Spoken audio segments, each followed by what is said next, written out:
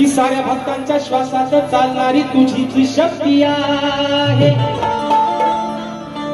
मग तुला प्रसन्न करण्याची गणराया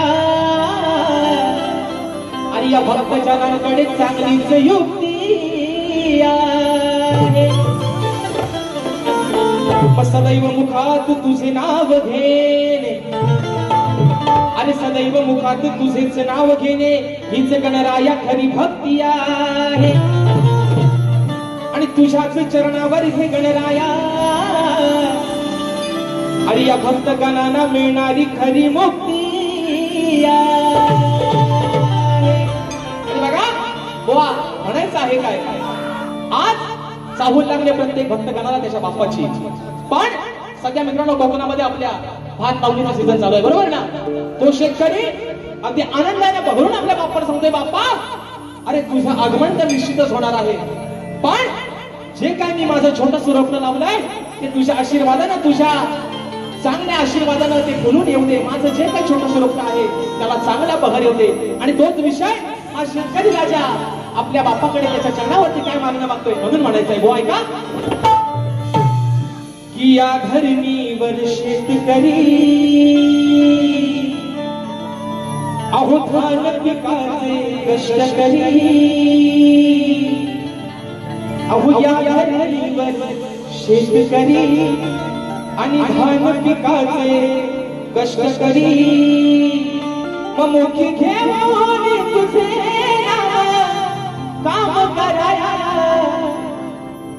अरे मुखी घेऊन काम तुझे काम कराया, कृपेची छाया हे बाबा तू गणराया, अरे कृपेची धर छाया बाबा तू गणराया।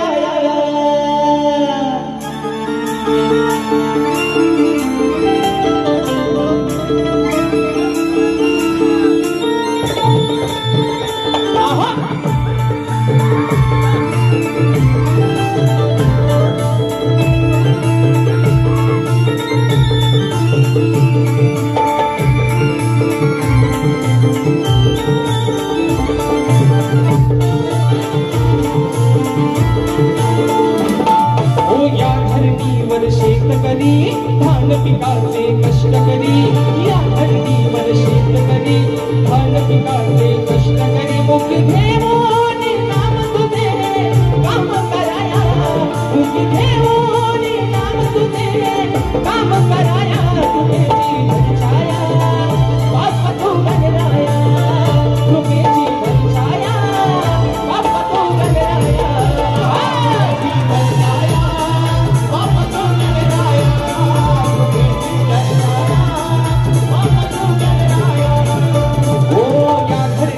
शेतकरी धान पिकाचे कष्ट करी, या धरणीवर शेतकरी धान पिकाचे कष्ट करी। मुखी घेऊन नाम तुझे काम कराया, मुखी घेऊन नाम तुझे काम कराया, कृपेची धर छाया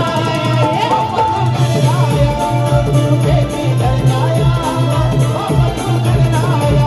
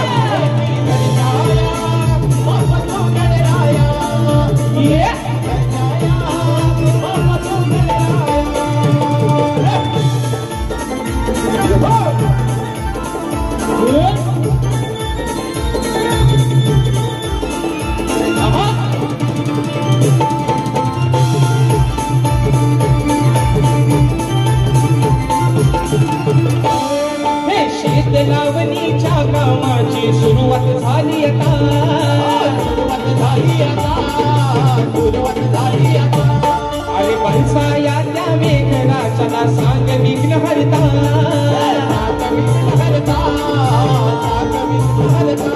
भोळ्या भक्तांच्या या कष्टाला रंग भराया, भोळ्या भक्तांच्या या कष्टाला रंग भराया. कृपेची घरछाया बाप तू गणराया, कृपेची घरछाया बाप तू गणराया.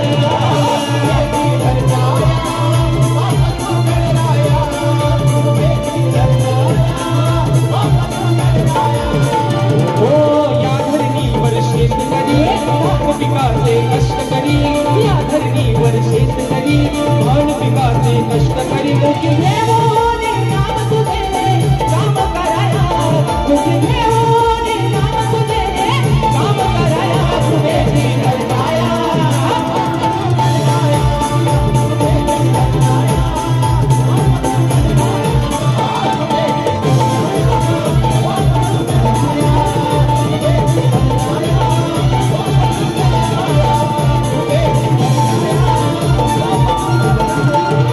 आणि कृपेची धरछाया हे बाप तू